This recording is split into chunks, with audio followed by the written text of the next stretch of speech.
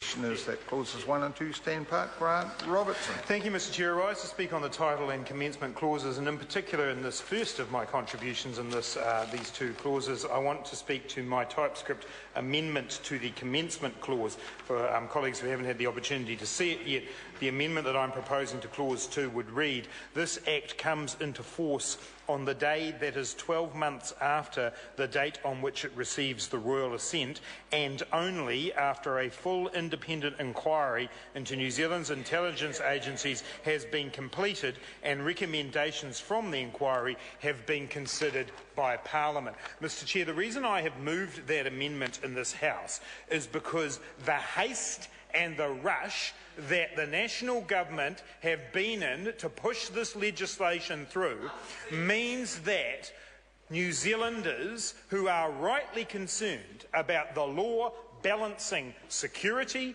and privacy have not had the opportunity to have those issues fully explored. It is unreasonable and unacceptable of this government to trample over the rights of New Zealanders to see a law created that covers the intelligence agencies that act on their behalf go through in this haste. New Zealanders want to see a law that reflects our values, and New Zealanders value privacy. They also value security.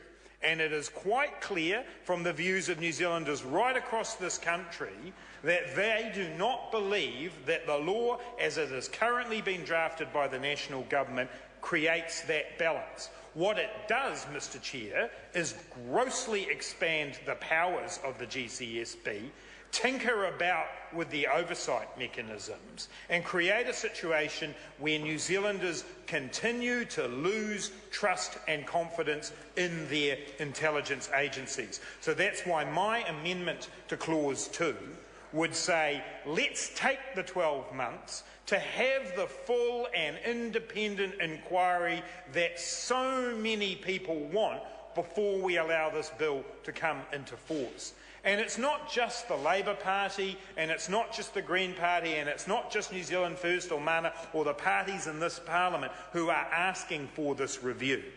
It is in fact the Privacy Commissioner, the Human Rights Commission, eminent theorists like Sir Geoffrey Palmer, the Law Society are all asking that there be a review because people are uncertain about the effects of this bill. They are uncertain about whether or not there is a balance in this bill to protect both privacy and security. And Mr Chair, this is relevant in terms of the commencement because we all know that the world has changed since the 2003 legislation went through.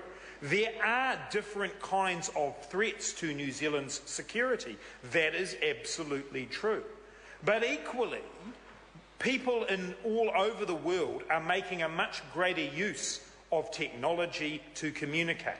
People all over the world do their daily business, keep up with their family, do all of the things that we do to communicate with one another in cyberspace. And so therefore, on both sides of the coin, we need to see a balance of security and the protection of New Zealanders and the protection of New Zealanders' privacy. We have, through the process that this government has undertaken, not given sufficient time to consider how the world has changed. We have not given sufficient time to create a law for our intelligence agency that reflects New Zealanders' values, that reflects our commitment to democracy, that reflects our commitment to transparency, that says we will have intelligence agencies that New Zealanders can be proud of, not some model from overseas, not some model that panders to the interests of other people. And that is why we must delay the commencement of this bill. We must delay it until there has been a full independent inquiry and, Mr Chair, that the recommendations of that inquiry come back to Parliament. Because in the end, the National Party can pass this law by one single vote. Well, what does that do to New Zealanders' confidence in security and intelligence? What it says is that the National Party will politicise these agencies. It's prepared to do a willing buyer, willing seller deal with Peter Dunne to push through something as significant as the powers of our intelligence agencies. This bill cannot commence, Mr Chair, until we go beyond the partisan politics of John Key and Peter Dunne. Mr Chair. Robertson. Thank you.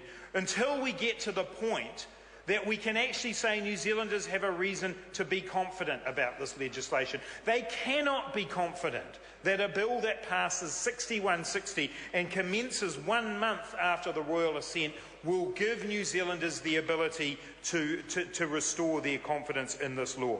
Mr Chair, the commencement also, in my amendment, not only is it 12 months, but it's also after we have the inquiry and that inquiry's recommendations come to Parliament. It is important to know that the language of my amendment is that the intelligence agencies are subject to that inquiry. Now, the intelligence agencies are not just the GCSB, they are also the SIS. And it's very important, Mr Chair, that the SIS is included before this legislation commences. The government actually had a review of the SIS underway and recommendations to change the law ready to go, and that got pulled. And the Prime Minister has never satisfactorily explained to this House why suddenly the SIS went off the table and we're only considering the GCSB.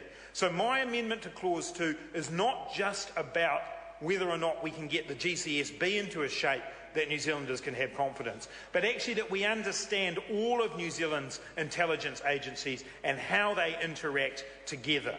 And so, Mr Chair, that is why I have moved an amendment to the commencement to delay that commencement for 12 months and only after that inquiry is completed. Mr Chair, I believe that represents the will of New Zealanders, that they understand the need for these agencies, but they want them to operate in a way that is transparent, that is accountable, and that reflects the values of New Zealanders.